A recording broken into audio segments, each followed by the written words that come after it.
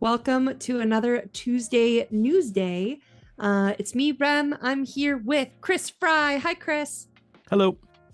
Chris Fry is with Leah International, who is one of our manufacturers based out of China that does our battletech minis and our My Hero Academia minis. Yes, we do a few things else like the scroll, some printing projects, stuff like that. But we did the scroll. We're doing the My Hero, the Atlas, pretty much anything BattleTech related. We're the ones that take care of it. Cool. I'll hit you with some of that. What's that other stuff as we go here? It's been a while since I've had you on, but we have had Chris on before. So Chris, we've kind of covered a lot of the basics of process of how manufacturing happens and stuff like that. So we're gonna open it up to talk a little about some different elements, but of course, first we have our news. Let's do our release schedule for the rest of this year, which I usually go through every week. Oh, I'm in the wrong browser. Just kidding. Go over here. I've got loading. All right, so we've got for September the 3rd Star League Battle Group Force Pack, the emplacements, and early October we have Battletech Gothic, the salvage box for Gothic, and then in November is coming the Atlas. And then we also have the 21st Centauri Lancers. Command Lance is coming for the Barnes & Noble exclusive. And Technical Readout 3025 Commemorative Edition is an October release. Also in November, along with the 100mm Atlas, is the Force, well, unless it gets pushed, Force Manual Mercenaries, Battletech Aces, Scouring Sands for Alpha Strike. And then December is House Karita Ranger Lance Force Pack and House Karita Command Lance Force Pack. And I'm probably going to talk with Chris a little about some of the tooling and production side of what's coming next year, even if we don't have set dates just yet.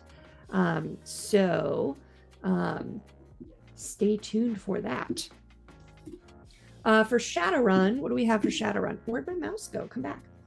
Shadowrun, we've got coming out October 1st is Risks and Rewards. Followed by in November, late November, it's going to be Deus Ex Arcana. And possibly, depending on the fulfillment schedule for Leviathans, we may see that coming to retail by the end of the year.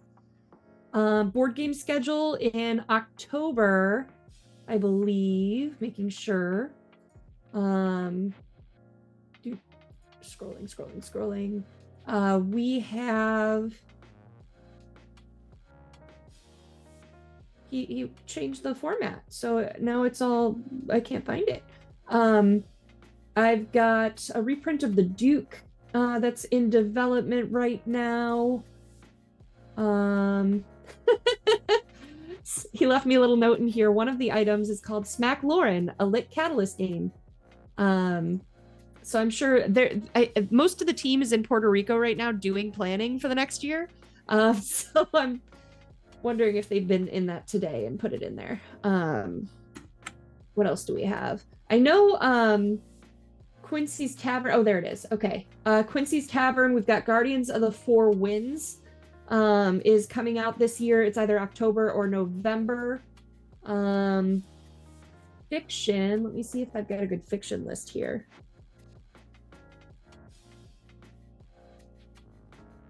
Looks like for September, we've got The Good, the Bad, and the Sinless, and Shrapnel 22. Oh, and Shadowrun Returns, potentially. And then on the docket for October, make sure here, is Outfoxed, Shrapnel, Gothic,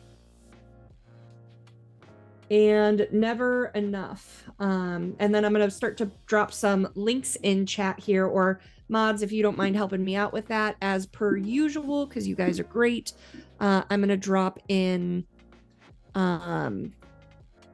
some stuff from the YouTube moderators chat here.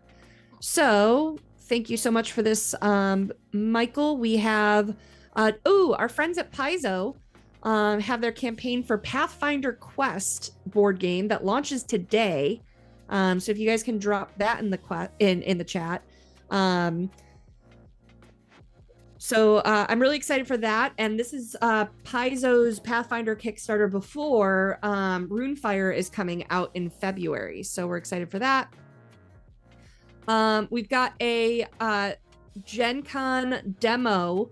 We've been editing all the Gen Con videos, and we've got Randall running Thor Nye, who's a professional game master, actor, and friend of Catalyst through a Leviathan's game on stream at Gen Con. So that's been edited and is in its own solo format now. Strength of the Pack Part 4 by Jason Hansa is available. So you should check that out. We've got a Battletech playlist on YouTube that you can check out. It's got...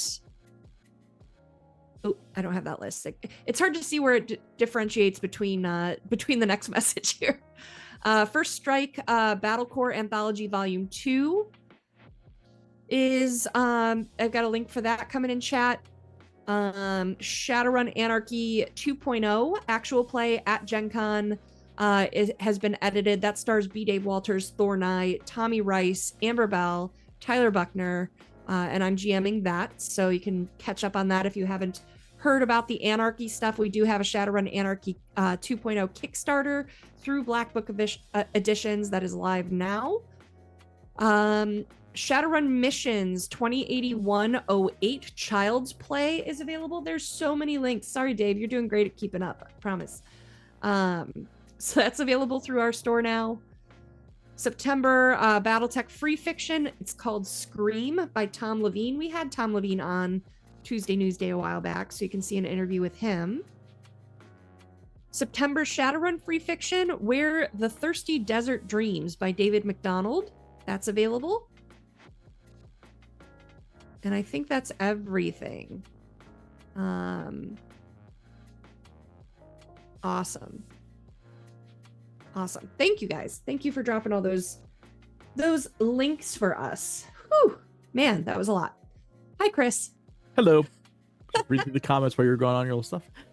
So no worries. So we're gonna jump on over to some questions about Leah and what's going on over there.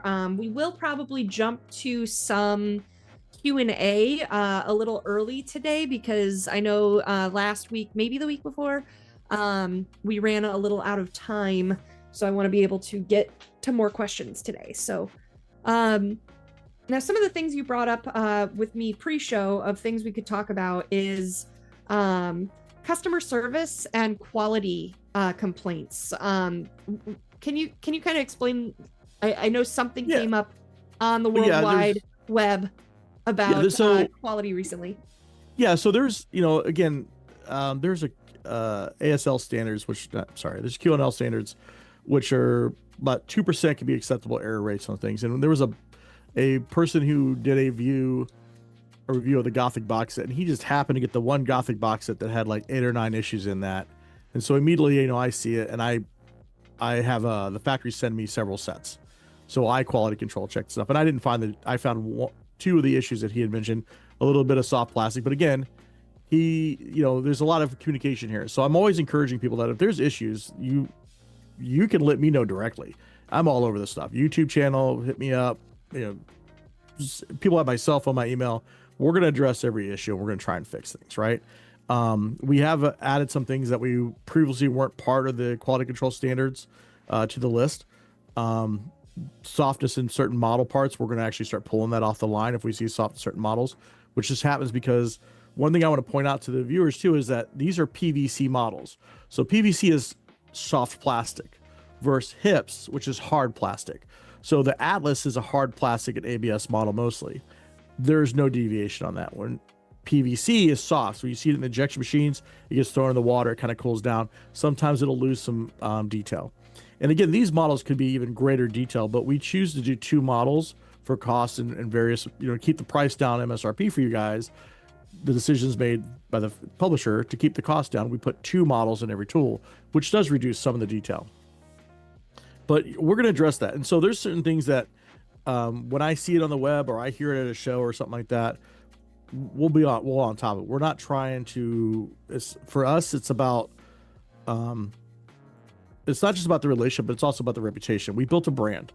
That's one of the things that I want to make sure everybody realize. We built a brand when I took over 8 years ago in my position. And so when Linda first saw our logo on the boxes, she just got thrilled because she's never seen her logo. And if you watch our YouTube videos, everybody's uniformed. Everybody's wearing a uniform now. We have patches that we give out to the employees. They're prideful. And you're seeing the same faces. Our retention is really high on our employees too. They're at the factory, and that's important to me. And so when I go back to them, and sometimes I will have to paint a rougher picture than what the client will say, because the client's like, oh, I understand. And I'll be like, I don't understand. You need to explain to me why this came out this way, because I want the best product out there too. So again, we addressed those issues with the Gothic that came out there. They weren't widespread.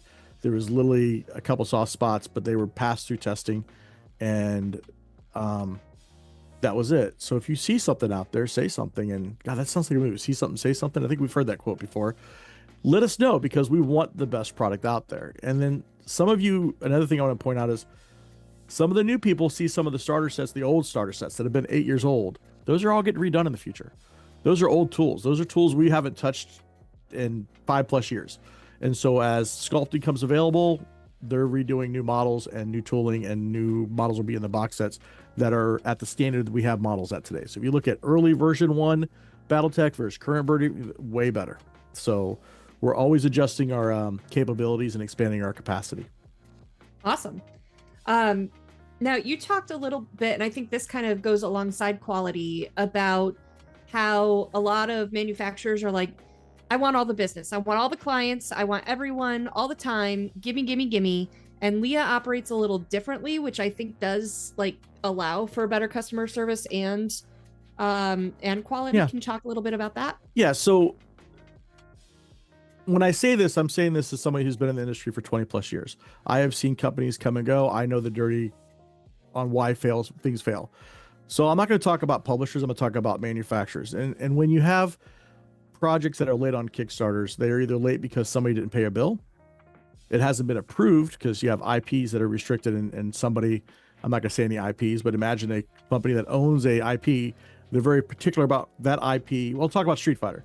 Capcom was very particular about how certain characters looked. That added almost 8 months to a year on the approval process, getting them to Japan, and them guys, it had to go Japan, California, UK, to get them all to agree on how a model should look, even though we use it. So that's another way projects are late. But one of the largest reasons projects are late is because when you go to these shows, and I love a lot of the manufacturers out there, but they want to get everybody. It's important. They go to every booth, and you'll see them in their colored uniforms. They'll go to every booth. We want your business. We want your business. We want your business. You only have so much capacity.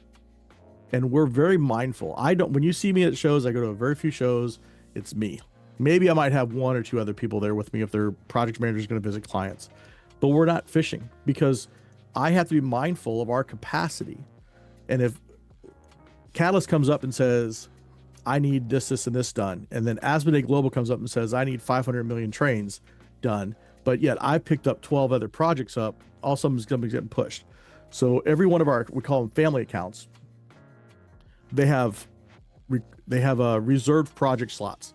And so what I'll do is I'll call Brother Wise up and say, hey, Brother Wise Games, fourth quarter, do you need any of your projection slots? Yes, I need these 2 to do this and there. Boom, we'll do restock from them. If they don't, and they're like, no, we're good until after Chinese New Year, then I'll offer those slots up to a new client or somebody else. So we're very mindful. So that being said, we didn't do Leviathan. We passed on Leviathan because we were actively doing the Brother Wise Kickstarter, and we're actively doing the Battletech Kickstarter already. So we had 2 major Kickstarters going along with Asmodee Global and Weta Workshop and a few other games. So we were actually at that point where we only had about 20% capacity available. And I was like, if I pick another big project up, something bad's going to happen, right? And this means somebody's going to suffer. And so we'll take less business to have a better delivery system and better quality control. And you guys see probably the YouTube videos. I know we get a lot of views on that. You know, all those blue totes that you see in the background, those are full of models. Every one of those totes is full of models to the max usually. So yeah, that's why you see some of these Kickstarters late, because the manufacturers just taking on more business. They want to different business mentality. So that answers your question there. So you mentioned a couple of examples there. I didn't realize that you worked with Weta, which is pretty cool. Yes. If you guys don't know, Weta does a lot of statues, and I'm sure you can talk more about it than I can, but a lot of statues, but also they like did the props for Lord of the Rings and stuff like that. Like, yeah, intensely cool stuff. My favorite model. Oh yeah, Tiny Tina. It's a little hard to see. Oh, I'm not gonna bother. Just look it up online. Tiny Tina. We did the Tiny Tina for the Borderlands for Weta Workshop. We did a bunch of the Borderlands stuff. So that's awesome. That's awesome. So, who are some other clients we might know and recognize? Well, you got Brotherwise Games, who's got the Brandon Sanderson contract that we just did. They do we did all their miniatures there. Weta Workshop, Flying Frog Production. So Flying Frog Production, Scott and Jason Hill. We've actually been doing all of their plastics since day one. Last Night on Earth, stuff like that. I actually knew them when they worked for the Games Workshop Outrider program. So they got me. They actually the ones that taught me how to do miniatures and got me in there. We worked with Flames of War, Gale Force 9, Monster Fight Club, Cryptozoic. I just go through my active list. Beetle and Grimm, Asmodee Global. We did your Shadowrun miniatures too. That's another thing we're doing. We did all your Shadowrun miniatures. Awesome. And then what do we got here? Blind Cyclops Games, Steve Elias's Armchair, Big Bot. Yeah, it's a ton of games. That's awesome. Yeah. So we don't fish either. We tend to, let me phrase this. So we rather have clients come to us for word of mouth and reputation than to fish and try and sell somebody. Because when clients come to us, they know that we focus on miniatures. And that's another thing too. We don't try to swim in someone else's pool. We do miniatures. There's a lot of really high quality names on that list. You know, Beetle and Grimm, Weta, of course, Brotherwise, Asmodee. You know, so that's a lot of work right there. So let's talk a little bit about so you're based in the US and working for a Chinese manufacturer. Are you like the liaison then between the manufacturing facility and the clients, or how does that work? No, so Linda actually owns the company. She's owned this company since day one. She moved to America with her family, and she retained ownership of the factory in Dunhuai. And so that's her role. She manages the factory for me and handles that part of the business. I handle all the project managers and the clients. And so my communication generally goes to a couple of the people at the factory, like Tony and Felicity and Nancy. But day-to-day operations is kind of Linda and them. And then I handle everything else on this side. And I just don't do any checks or accounting stuff. That's above my pay grade there. So I will communicate what's needed, or I'll make requests to the factory. We work on partnerships with other factories through that, and I'll handle those too. But as far as that, all of our staff, this is well before COVID, all of our staff work remote around the United States. There's no need for our job because we have long hours.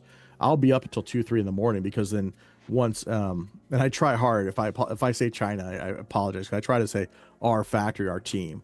Our team is up at that time and they have questions, and then I'll come in and I'll give an example, or not example. I'll explain the goal of a project. If they get a new quote and they're not sure what the end result needs to be, then I'll come into a meeting and explain to them what the direction is from the publisher. Since you work China hours, like when do you sleep? I work world hours. I sleep usually between 2 in the morning and let's be honest. So about 3 o'clock in the morning, I fall asleep, and I am up at 8 o'clock every morning. So, and that's more than enough sleep for me. So, matter of fact, if you call my phone before 9, it's usually muted. Usually I mute because if I don't, then my phone. It's funny. If people that know me, they know that if they can't get a hold of me, I'm sleeping, because that's when I mute my phone. And I'll take naps too. My bedroom is literally 5 feet away from my office. It's right in there, and it's like a long bedroom. So maybe I think my son counted it's like 32 steps from my bed to my office. So downstairs the refrigerator. A really small commute. First, me used to have to drive to Bellevue every day when I worked up north. So, yeah. Now, kind of talking about how the staffing works and everything. One of the things that I reach out to you for time to time is whenever I see like someone talking about quality issue or Chinese labor, I'm like, Chris, go get them. So what can you say about labor practices for a Chinese-based factory? Let's back this up for another. Let me open up with another topic first on this, and then because I want to highlight my thought process. Sure. I'm as red, white, and blue as they get. I'm an ex-military combat vet, the whole 9 yards. America is not the American people. The American government is not the American people. Chinese government is not the Chinese people. They're just like us. And yes, everywhere around the world there are we call them black factories, dark factories, night factories. They're there. They're all over the place. We have a problem here in America with that kind of stuff too, right? You've seen the news. Leah, I take it very offensively when I see these comments because they're dismissive. And all it takes is somebody looking at 10 videos, 5 videos, 2 videos. You'll see the same faces. And these people,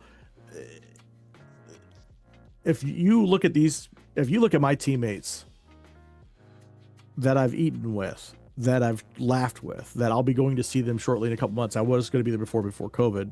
Haven't been back since. They're happy. We have such a high retention rate because we pay them so well. It's not like you guys used to think back in the day. Back in the day, labor was cheap. Labor's high there now, comparably to their cost of living. And these guys, if you look at the videos, they all have phones. They all have headsets in. They all have air conditioning. Our utility bill, we were just talking about our utility bills going up because it's so hot in Southeast China that they have to run air conditioning. And if you look in the winter, we have these huge industrial fans that go off to keep them warm. They're all fed really well, right? I mean, it was like broccoli and beef and huge ton of rice. And I'm like, I wish I ate that every day, right? So, and if you see them, there's somebody made a comment where I posted a video where they had what we would call like a dog's water bowl.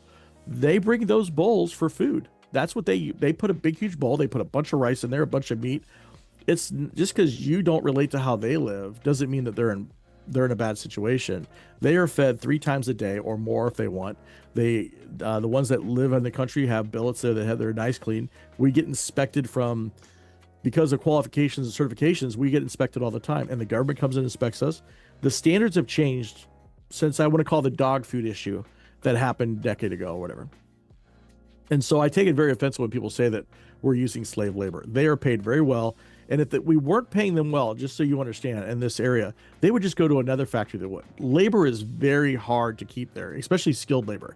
And what you're talking about is we're a factory that's an OEM factory, which means an original equipment manufacturer. So when you look at our videos, and if you haven't seen the commercial, look at the newest commercial, because this is our newest factory we moved into a few years ago.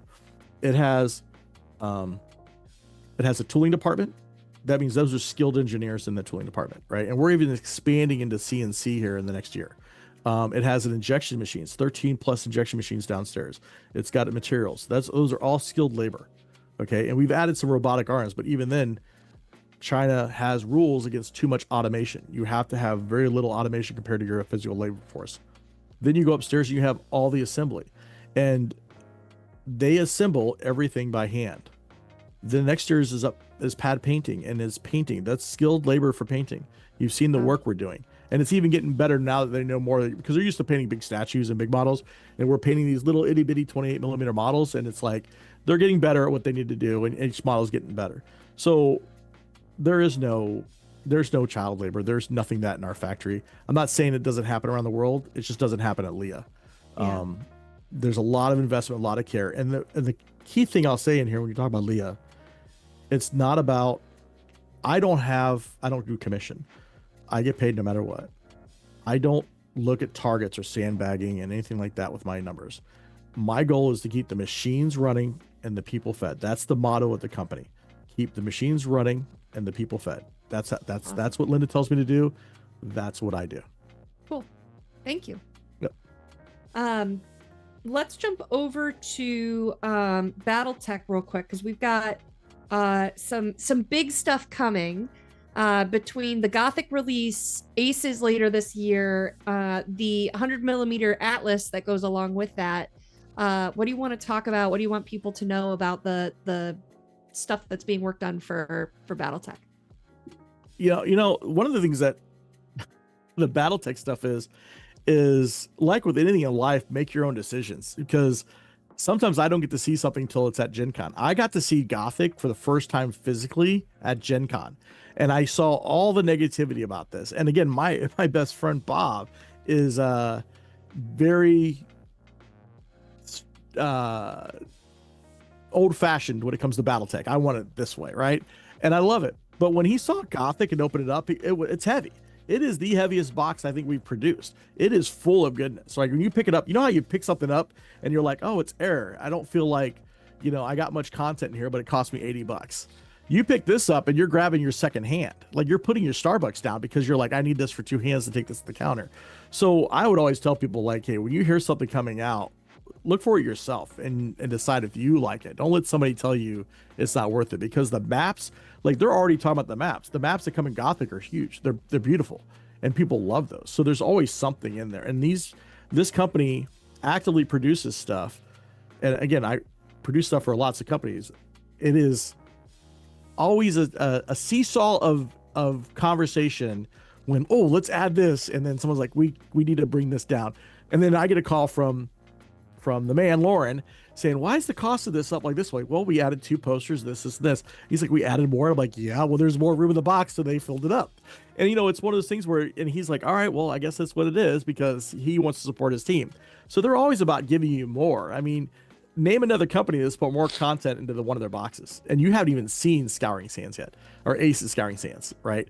And that's the thing, is that everything new is coming out there, and none of this, and I'll say this with the most true honesty I can, projects do not affect other projects. So when people are like, oh, you wasted time on Gothic, no, that has its own team, and there's other teams that work on other things. And for us, it's just my team looks at it as like, am I putting robots together or am I putting humanoids together?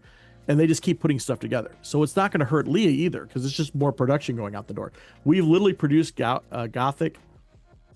Yeah, Gothic and Scouring Sands models pretty much got produced at the same time. We put Scouring Sands on hold for the rest of the print work, and then got those on there too. So there's and restocks. So what you're seeing here is the Atlas, which is already shipped. Scouring Sands, I just saw the drop test for that. That's shipping. The Centauri, all that stuff's on there, coming off there. And then we have 2 large restock orders that one's going to ship in October and one will ship before Chinese New Year. Cool. Awesome. Now, before I get to that, let's talk. You had mentioned reprints are coming. Yes. What's on the list for reprints? How about this? I'll pull that up while we're on there, and then I'll go through that in a second, because I need to pull. I didn't have that up for me. Ask me your next question, and then I will. Well, the next thing I was going to do is get into my hero. Okay. And then here, I'm opening up these 2 files real quick, and then we go to my hero. Cool. I know reprints and stuff that's. Oh, what about stuff that's in tooling, or like where we don't have a release date yet, but it's stuff that's being worked on that you can talk about? Okay, so here's the stuff that. There's no reason me not to say this stuff. So, and the reprint that's shipping in October, Mercenaries box set, standard edition, map packs, Alien Worlds, map pack Deserts, Proliferation Cycle. I'm posting a video of Proliferation Cycle this week, or it should be this week. Those models look freaking beautiful in that box. Cool. They do. Somerset Strikers, Union Dropship, Overlord Dropship, Clan, Salvage Box Invasion Displays, all of those. Can you how many salvage boxes or the displays, because there's 9 in a display?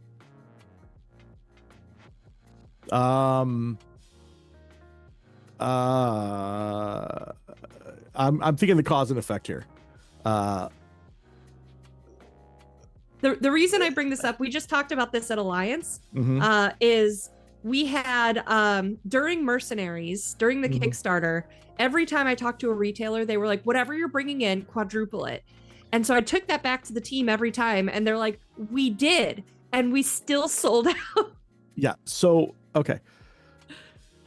You're gonna laugh. Okay. The last thing was the backpack grasslands, and we're doing the salvage mercenary box set. So all the salvage boxes are getting restocked. On this order, it was 15,000, 10 to 15,000 of each display box on this order. Times 9, so that's there's 9 in each. No, that's 15,000 display boxes.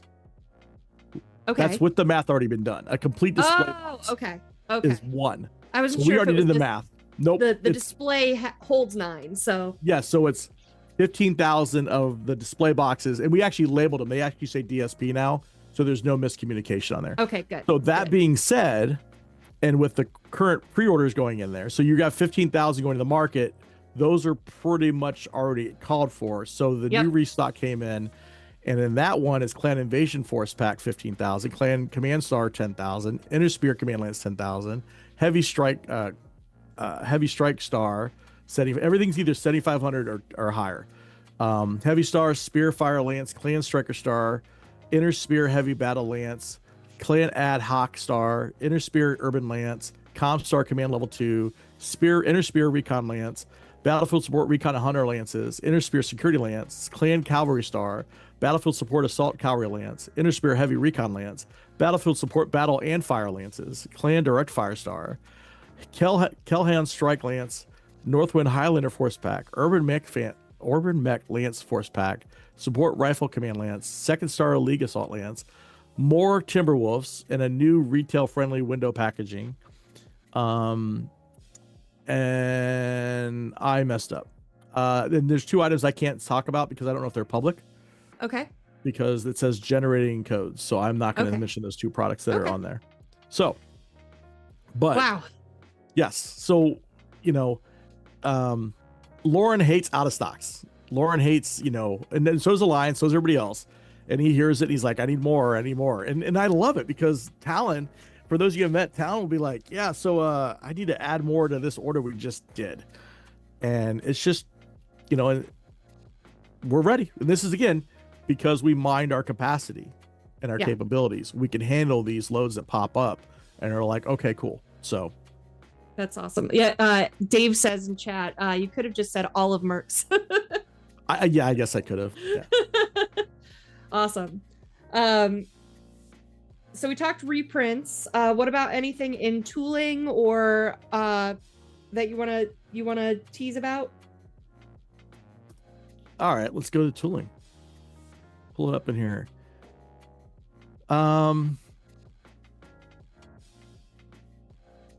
So somebody asked a question about Voltron. Let's just say that it's on the schedule. There was a question about Voltron. I don't know if we've actually got that contract. I just know that they're working on that right now. Voltron doesn't. It's books. The board game maybe, but maybe. I just know that it's on the list here. So it's being moved forward. We'll get to that in Q&A. Yeah. I just happened to come across it on my list here. All right, I gotta make this full sheet here. Okay. Yes, more painted figures, more painted force packs. I can't say because there's no codes. I can't say what they are. There's a board game in here. I know. So we have talked about for board game. We talked about the new Quincy board game. It has a B in it, and I'm forgetting what it is. And then for I know Lauren spoiled Abominations force pack.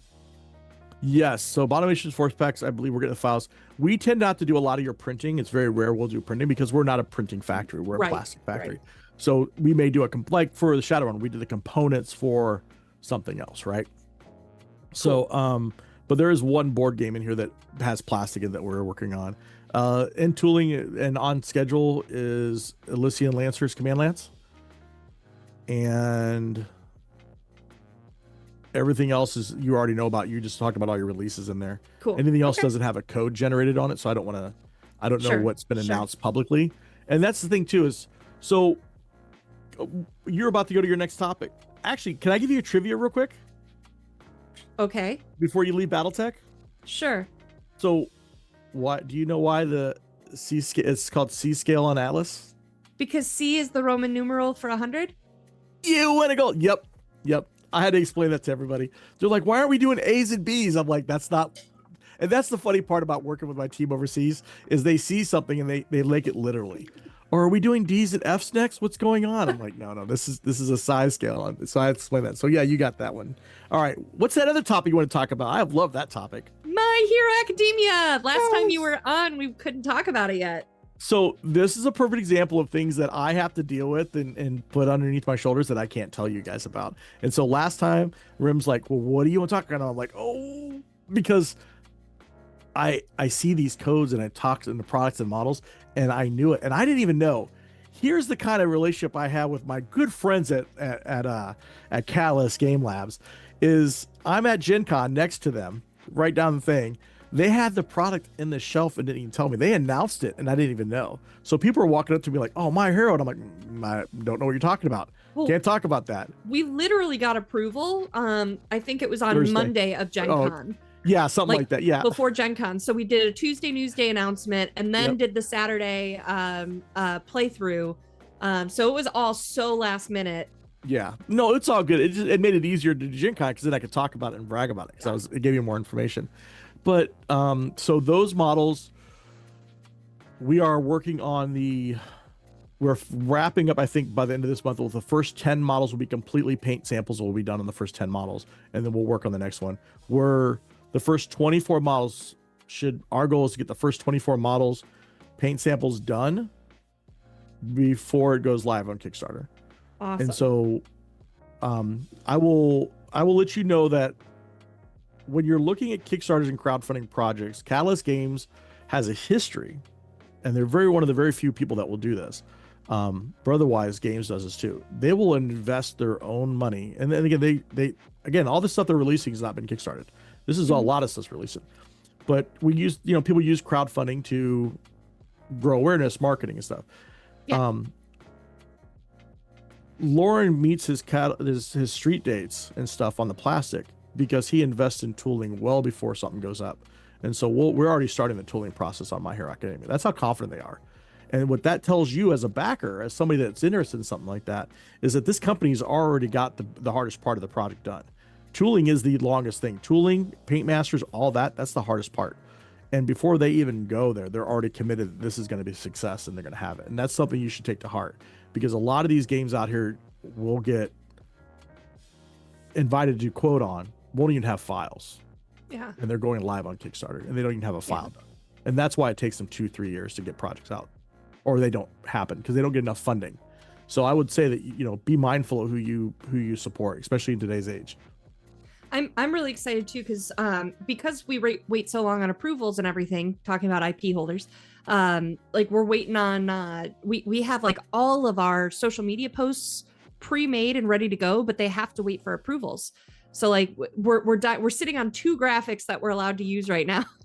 And I'm dying to get that final approval to get all of the cool stuff that's coming, because it's a great game.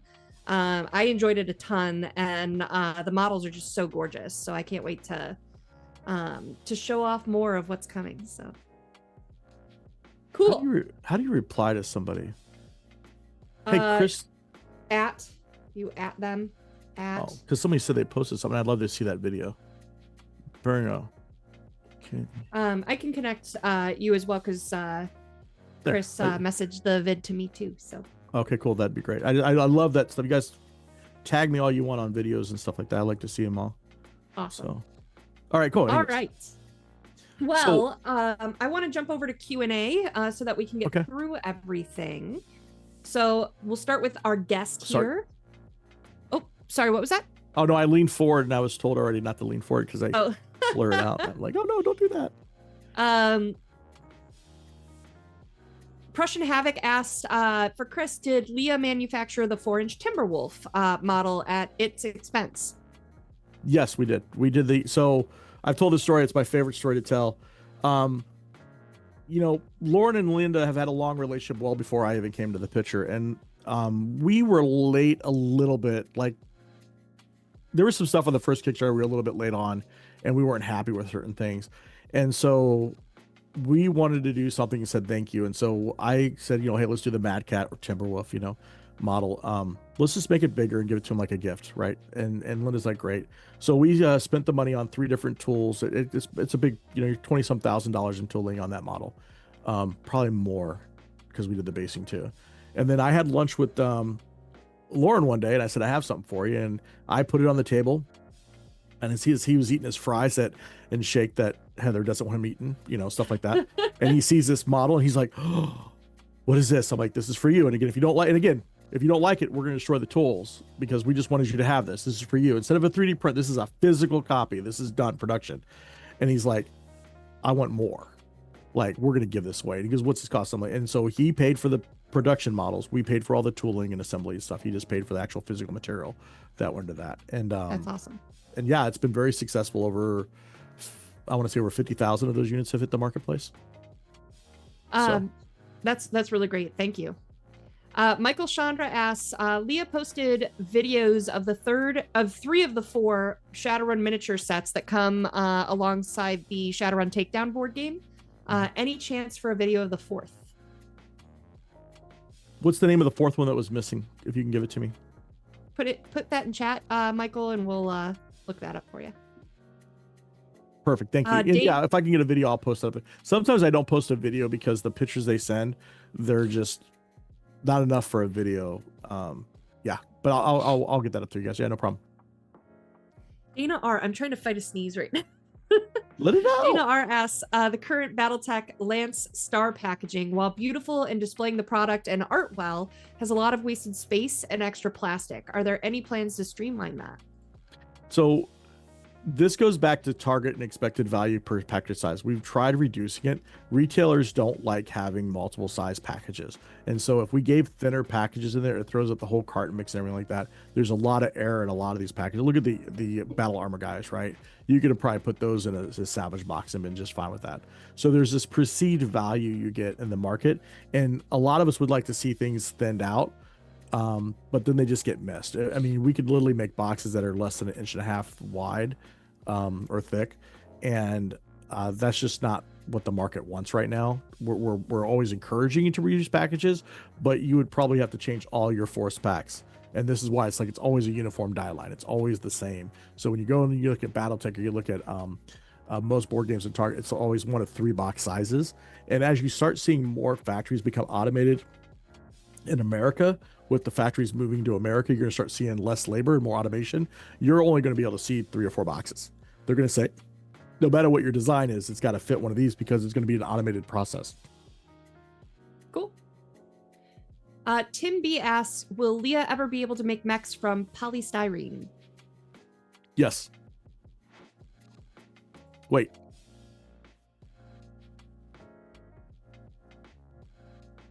I want to say we can do anything, but I want to say that that's already in the process being done, but it doesn't sustain mass market. Okay. Okay. So here's another thing. Let's ask this. So we work with Corvus Belli. We produce all the Corvus Belli's plastic. Okay. Infinity, the Australians. Corvus Belli produces their own specialty miniatures out of resin from Siocast. Siocast produces beautiful models. Siocast doesn't produce mass market models. We are producing 7,500 to 50,000 of these models. Okay. That is a different level. You don't come to us and say, I want 800 models for this game range. You come to us when you want 2,500 or more. And that's just too much. So polyurethane, PU copies are part of the tooling process. When we work on certain models, it won't hold up, and certain materials won't withstand the humidity and containment process for shipping, and they'll break. And I can look at that material more later, but I don't think it hits the mass market qualifications for testing. Okay, cool. Dave asks, how many BattleTech minis have been produced? That is a Randall question, but I know we do over 1 billion injections a year. I want to say it was like 12 million or something like that last time Randall had said. He keeps track of that because when we did the last Kickstarter, he had said how many it was, and it's in the millions. Well, so yeah. All right, jump into some other questions. Modhail asks, is there any progress in getting supply and distribution to Europe and the rest of the world up and running better? Yes. So there is. What I'm able to say at the moment is that, first of all, we're on our way there. Our new partnerships with fulfillment agencies, we've got Let's Play Games and is it ShipQuest? I hear things wrong sometimes, so I'm not going to feed them on that one. I might be wrong on that one, but we've got partnerships for that are finishing fulfillment for Mercs, that are doing the Leviathans fulfillment, and those relationships we intend to expand into distribution. But there is something domestic that needs to happen first that I'm not allowed to talk about. That's supposed to happen by the end of this year, so if not earlier. So it's supposed to be earlier. I'm anticipating the end of the year. But so yes, it's being worked on. I don't have anything concrete that I can share yet. I do know one thing that I can share is that when Mercs and Leviathans are done with fulfillment, and Takedown 2, I would anticipate, all of that is just going to go to, we're not shipping that back to the US or anything. That's just going into fulfillment for whatever's left over. So that will be there. And more is coming when I can talk about it. So I will, can I add this part to it? I'll paint a picture I'll paint my own little picture for you. I see the numbers from very many other companies. All of us talk to each other. Battletech is the number 2 miniature game in the world. I'll just tell you that right now. I know the numbers that we do, the numbers that they do, I see that. What's number 1? Games Workshop 40K is number 1. I was teasing you. Oh, okay. Anyways, it's the number 2 miniature. I know that ICV2 said this lot. They don't produce the numbers, and they don't do the restocks. Thing is, we do the restocks. It's constantly. It's multi-million dollars in restocks every quarter, right? It's just the way it is. So to answer your question, I'll paint this picture that there has been an allocation adjustment on Callus's side that 20% goes to overseas. And America's the number 1 client, but they actually pushed more up there and increased all their numbers. So instead of being like, oh, we need more, they increased their inventory levels that they're ordering now. Because before everything was like 2,500, 5,000. Now it's 7,500, 15,000. 20% gets allocated over there plus sometimes. Like we have a restock coming in, another restock that I just read in talent, and he's just waiting on an answer for Europe before he picks the number, whether it's, and that's, again, that restocks over 10,000 right there. So they're allocating there. Plus there's additional staffing changes that I'm aware of that are changing, that are improving, right? He hears he needs to get out there. He's doing it. And every distributor out there wants to be Lauren and Callus's friend. And every manufacturer wants to be that, and they choose us. Anyway. Just what he needs. I know. Lauren, it's funny when Lauren says this, he becomes everybody's best friend when a Kickstarter hits a certain dollar amount. But Linda and Leah have been with him since day one, so we kept that loyalty. So funny story. He I think it was Heather that told me this, but I'm like, I don't know why like Lauren respects that, like I'm so sassy with him, like because I can be kind of mean to him. I'm not like that with anyone else, just him. But like I think it's because he gets so many like yes men that'll like, oh, I want to be your friend. How do I be your friend? I'll do it. Like, you're right about everything. And I'm like, no, you're being dumb. Don't be dumb. Yeah, you can't.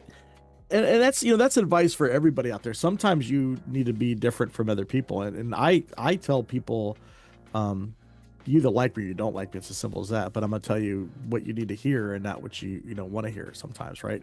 And, unless I'm married to you, then I'm going to tell you what you want to hear because I don't get in trouble. But my fiance is pretty, she's pretty understanding there. But yeah, that's so absolutely true. There's many times where I need this, I want this. I'm like, that's not happening. Yeah. But what you do on the flip side is you adjust your system. right? If you have certain street dates, then we have to adjust to the client and make sure we have a better communication system to meet those street dates, which is why if you want to do this, here's what we can do. Yep. Versus like, if you want this, then this is going to have to give. Yeah. Having conversations with your clients saying, okay, so next year, Gen Con, Adepticon, PAX, there's another one you guys do that's really big too. Oh, any street dates for mass market. You know, what items do we need to have at a certain timetable? Because they have to be there, so we make sure we meet Gen Con street dates. So awesome. Yep. All right, more questions because there's still a lot to go through. So we're gonna have to do this a little more rapid fire. Any progress info on Voltron? I know that we've got approvals waiting on NBC Universal before things. It's been a while since I've gotten an update. I want to say that one of the books is in layout, and the other's waiting on approvals, or I might be messing that up. But yes, there's progress. We're getting as far as we can without those approvals, and that way, as the approvals come back, we can kind of like trade off and get more work done while they're approving the next book. Recooper Christian asks, any update on Merc's Wave 4 and 4A? So it's technically, we called it Wave 4A and 4B. Now, internally behind the scenes, we're just calling it 4 and 5. But yes, there is. And I've got most of a backer update written, but I need more information because otherwise it's going to lead to more questions. So basically, a couple of updates that I can give you as a sneak peek before I get it out there is, so Wave 4 is everything that is already, like, shipping is already paid and everything. That is within the next 7 days being scheduled into platforms fulfillment. So if you guys remember, we needed to get some stuff signed for international.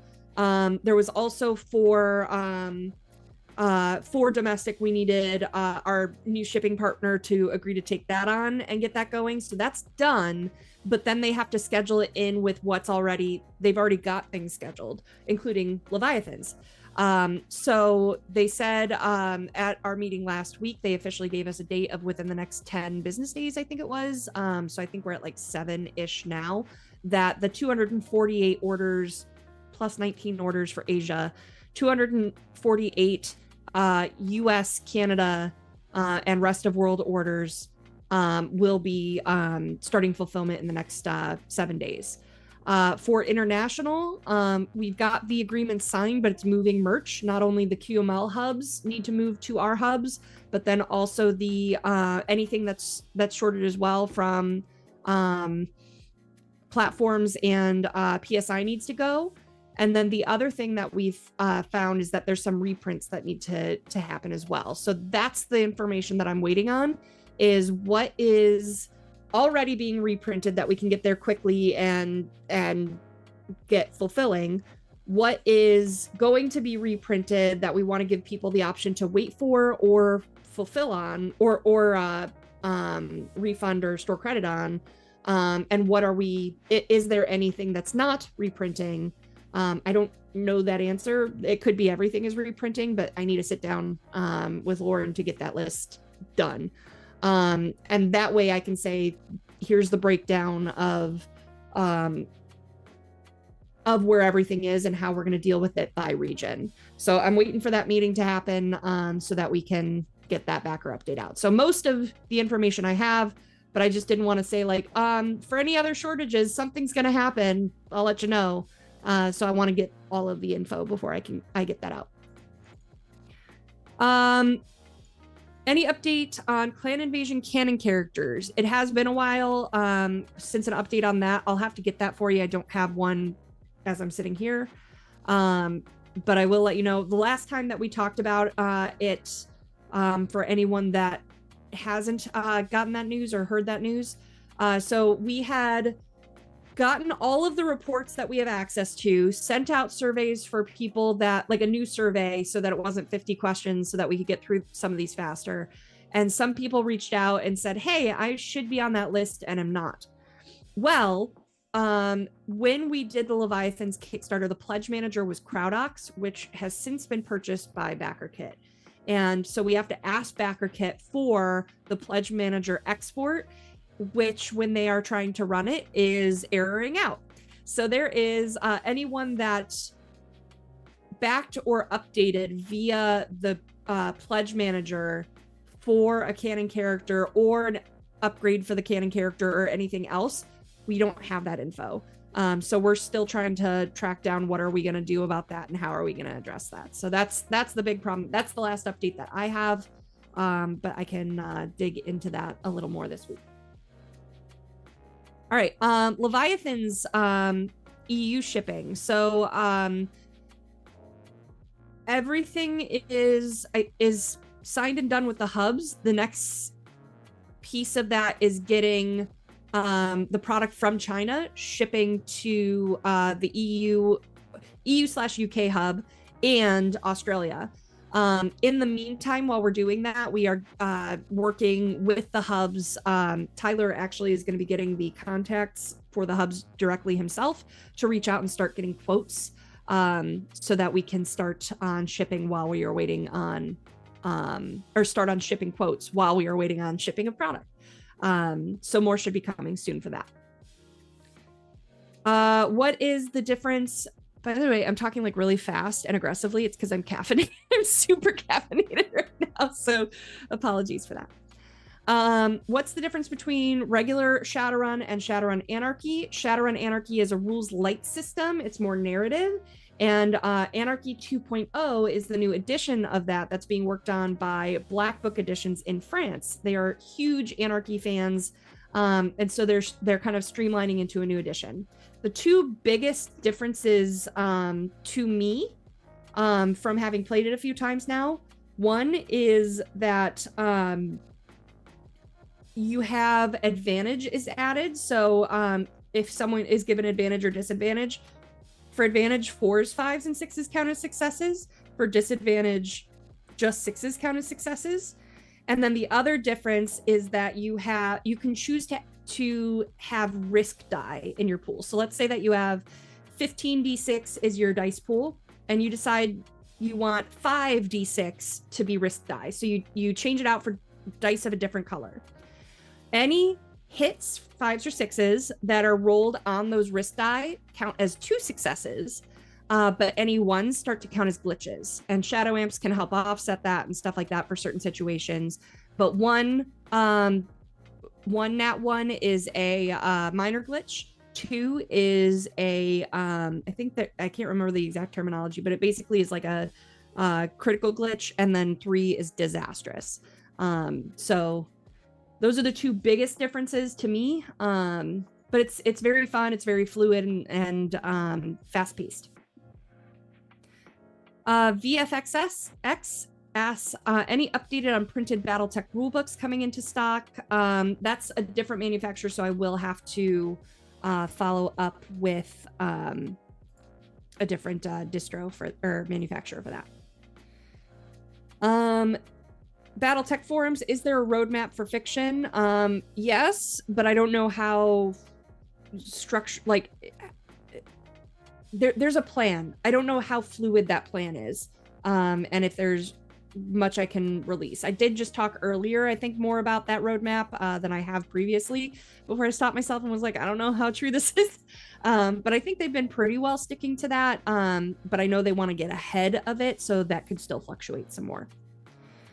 Turbo Turtle, you ask, every time patches and pins in the web store win, something's got to happen first that I'm not allowed to talk about. So it will happen. And hopefully before the end of the year.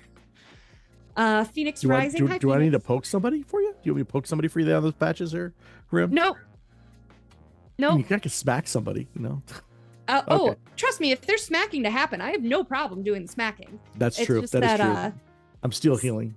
Okay. A project needs to be completed first that will make all our lives theoretically easier. So nice. We'll see. Phoenix Rising asks, when or will we see older Battletech sets re-released like Legends or Clan Elementals? I haven't seen those restocked in ages. Do you know anything about that, Chris? Yeah, so I can't talk about 2 items that are not generated codes yet, but I will say the word. One of those words was in there. Okay. I'm gonna apologize real quick. I know her time's limited. I released Savannah. You guys saw a video for 3 seconds before I realized that model shouldn't have been out, and I still feel guilty about that. I know Randall and others have released a lot of information. I don't want to release things out because that's like my commitment. I have too many NDAs, and I took that video down within 30 seconds, and you active people had that all the way across the web within minutes. So maybe I can't say. Yeah, maybe. But I will say, this: older stuff is getting redone. Okay, and there's also a question about Catalyst stuff or the other stuff. We have hundreds of more models we're doing, lots more models, and a lot of old models are getting redone and brought back out. Cool. And we may see, just so you guys know, most of our team is in Puerto Rico meeting about the schedule and lots of stuff right now, so we may have more information in the next few weeks about that. We'll see what we can release. Katobel Pes Omega, I don't know if I said that right. If I can ask a question about battletech, any more premium miniatures in the pipeline you can talk about? That's in partnership with Monster Fight Club. I think there's some, I'm not sure if they're all even listed on the store yet because of reasons that I can't talk about. But I'm not sure if more are coming, but I can absolutely ask about that. Leviathans, let's see. Leviathan's fulfillment continues to see orders split in 2, 3, even 4 shipments. Is this intended by CGL, and is it a matter of cost effectiveness? It's nothing on our list of like, we want to do this. It's what's going on with the warehouse that's doing fulfillment. I'm not sure the reason why. Tyler might. Tyler, if you're on tech here, if you want to shoot me a potential answer if you haven't already, I'll go check my Discord, see if you're nope. So if you want to give me an answer, if you have a reason for that, I don't know, but it's the way it's going. How do I get moderated? Oh my god. You're getting moderated? Yeah, because I responded to 2 people within 15 seconds and it says slow down. I'm like, I'm supposed to take it easy, Chris Fry. Michael Chandra asked, how do we send in feedback on Leviathan's points? I think if you ask in the Discord server, they can point you to where to go. I can't remember offhand where feedback goes to, so they might be able to help you. Any plans for more infantry and VTOLs outside of units shown in the roadmap? Again, we'll as we get more information, we'll release it for you. I'm sorry, I know, Chris, we're going a little bit over. I just didn't get to questions last week, so I want to make sure Ma'am, you could talk for 3 hours. That's what I do. I don't care. You're the one with the time restriction, not me. This is what I do. I'm just making sure my phone's not blowing up either. Okay, great. For Chris, here's a question for you from Prussian Havoc. Can Leah take over production of Leviathan's miniatures and mountaintops when excess capacity is achieved, of course? Capacity was not a achieved capacity. I